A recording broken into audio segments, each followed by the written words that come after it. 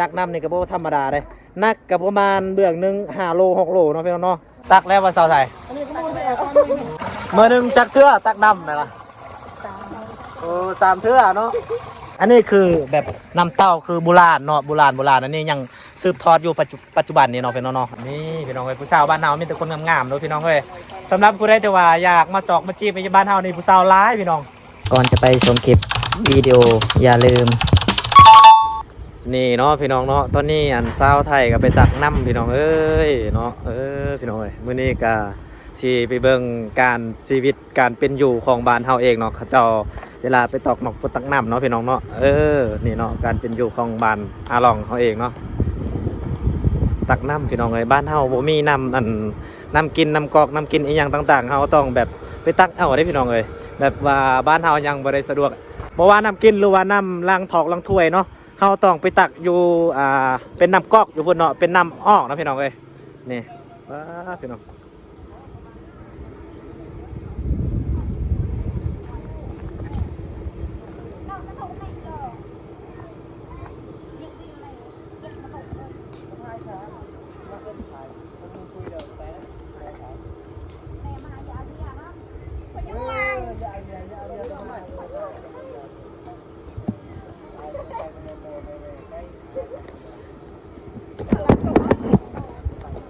นี่เนาะพี่น้องเนาะนี่ก็คือ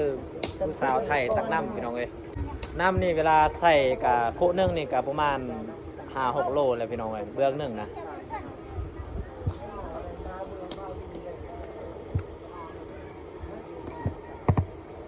ก็ละหมดนี่เนาะพี่น้องเนาะตอนนี้สาวโทก็ไปตักน้ำพี่น้องเอ้ยสาวโทก็คือน้องสาวเขาเองเนาะพี่น้องเนาะผู้ใดที่ว่าอยากมาจอกมาจีบอีหยังก็จีบได้พี่น้องเอ้ยเพิ่นยังโสดยังซิ่งอยู่นี่เนาะพี่น้องเนาะมื้อนี้เฮาก็สิพาไปเบิ่งน้ำกินบ้านอาลองเนาะเมืองนองไคสวรรณเขตพี่น้องเอ้ยน้ำน่ะขาดเคินแห้งแต่ว่ายังไข่ได้บ้านเฮามีน้ำกินเนาะพี่น้องเนาะบางทีน่ะบ้านคนอื่นเขาเจ้าจะซื้อเป็นน้ำปลาขะยองหรือว่าน้ำแบบน้ำสะอาดนะเป็นตุกเนาะพี่น้องเนาะแต่ว่าบ้านเฮาน่ะเขาเจ้าบ่ได้ซื้อแล้วเนาะอันเขาเจ้าน่ะสะดวกสบายในการกินน้ำตามธรรมชาติเลยพี่น้องเอ้ยนี่เนาะนี่ก็คือบ้านเฮาเนาะพี่น้องเนาะบ้านเฮาก็สิประมาณนี้แหละพี่น้องเอ้ยบ้านเฮาก็เป็นเขตหนึ่งที่ว่ามีความอุดมสมบูรณ์ต่อธรรมชาติเนาะมีความอุดมสมบูรณ์ต่อธรรมชาติเพราะว่าบ้านคนอื่นบางทีก็อาจจะไม่มีธรรมชาติแล้วได้ทุกคนเลยนี่ก็คือเด็กเนาะเด็กน้อยเขาเจ้าเฮ็ดหยังทุกคนพี่น้องเอ้ยเขาเจ้ากินส้มพี่น้องพี่น้องเอ้ยเขาเจ้ากินส้มเนาะพี่น้องเนาะนี่เขาเจ้ากำลังหดหญ้าหดผักพี่น้องเอ้ยไก่หอดแล้วดูหนาวแล้วมื้อนี้เฮาก็สิพาไปเบิ่งน้ำกินบ้านเฮาเองเนาะพี่น้องเนาะน้ำกินบ้านอาล่องนะนี่พี่น้องเอ้ยนี่คือสาวต้นโอ้พี่น้องเอ้ยตักน้ำนี่ก็บ่ธรรมดาเลยนักกับประมาณเบื้องหนึ่ง5 โล 6 โลเนาะพี่น้องเนาะว่าเพิ่นพายน้องเพิ่นเนาะพี่น้องเอ้ยการเป็นอยู่ของบ้านเฮาเนาะพี่น้องเนาะ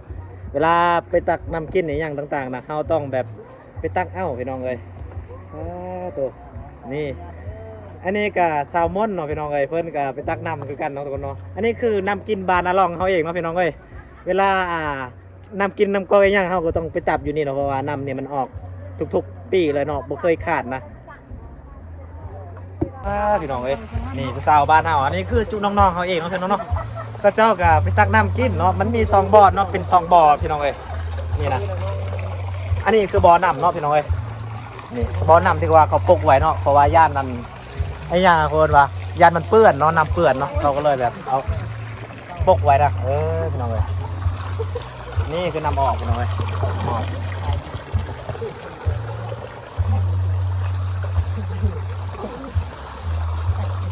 สาวเนาะพี่น้องเอ้ยสาวบ้านเฮาเองนะก็จะตักน้ำกินเนาะพี่น้องเนาะ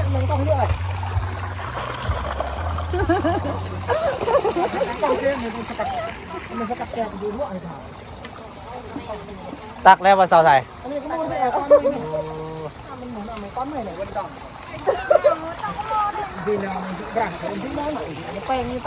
ในผู้สาวน้อยด้วยพี่น้องเอ้ย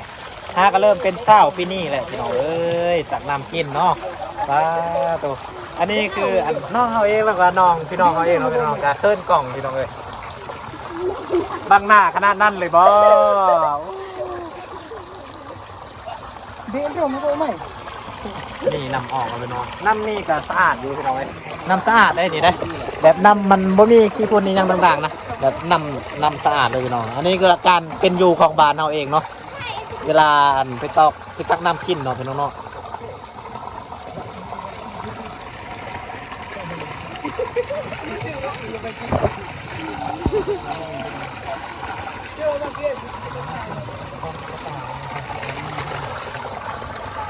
เมื่อหนึ่งจักเทื่อตักน้ำนะล่ะ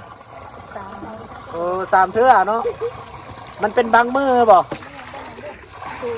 โอ้คูมือพี่น้องเอ้ยแบบว่าน้ำนะเขากินลายมันก็เบิดไว้เนาะสาวไทยกับตักน้ำเป็นคุแล้วก็สาวโทกับตักน้ำเป็นกระตุกเอาเนาะพี่น้องเนาะนี่คือกระตุกน้ำเนาะเดี๋ยวนี้เขาบ่ได้ใส่แล้วเป็นน้ำเต้าเนาะพี่น้องตะกี้ตะกอนก็เป็นน้ำเต้าเนาะแต่ว่าเดี๋ยวนี้นำเป็นน้ำกระตุกเอาเนาะพี่น้องเนาะ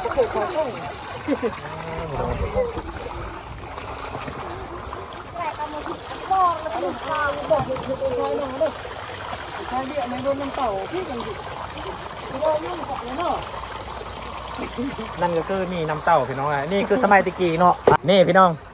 ตะกี้ตะก้อนเนาะเขาจะใส่เป็นน้ำเต้าตัวนี้พี่น้องเลยแต่ว่าเดี๋ยวนี้มันทันสมัยแล้วเนาะเขาเจ้าก็เลยบ่ได้ใส่น้ำเต้าแล้วเนาะส่วนใหญ่เขาจะใส่แบบคุย่างบอกระตุกย่างเอาเนาะ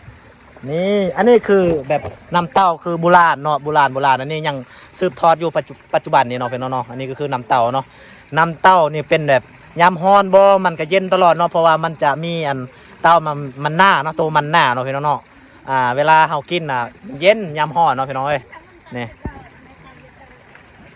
พี่น้องนี่คือกระตุกยางเนาะกระตุกยางแบบเฮานำใส่ได้เนาะเวลาปิดไว้ก็น้ำบ่ได้ย่อยออกเนาะแต่ว่าอันน้ำเต้านี่เนาะถ้าว่าเฮาไปไว้มันก็จะล้นออกเนาะพี่น้องเนาะมันล้นออกถ้าไปซ่านี่น้ำมันก็บ่ได้ล้นเนาะ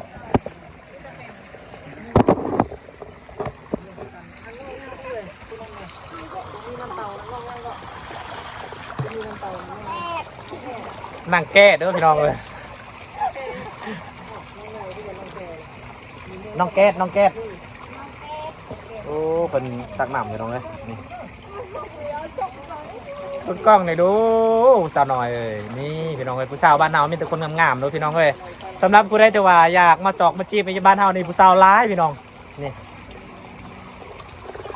นี่เนาะพี่น้อง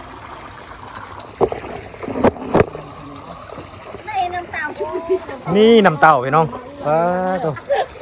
อันนี้คือน้ำเต้าเนาะเดี๋ยวนี้ปัจจุบันส่วนไล่เขาไม่ได้ใส่น้ำเต้าแล้วนี่ก็น้ำเต้าแบบน้ำเต้าร้ายอะไรพี่น้องเลยน้ำเต้านี่เป็นน้ำที่ว่าเป็นน้ำเต้าแบบเต้านี่เขาปลูกเองเนาะพี่น้องเนาะน้ำเต้านี่เย็นในเวลาเขากินยามอากาศร้อนเนาะพี่น้องเนาะคิดของเขากับแบบนี้แหละการใส่ชีวิตเป็นอยู่ของบ้านอาลองเขาเองเนาะพี่น้องเนาะ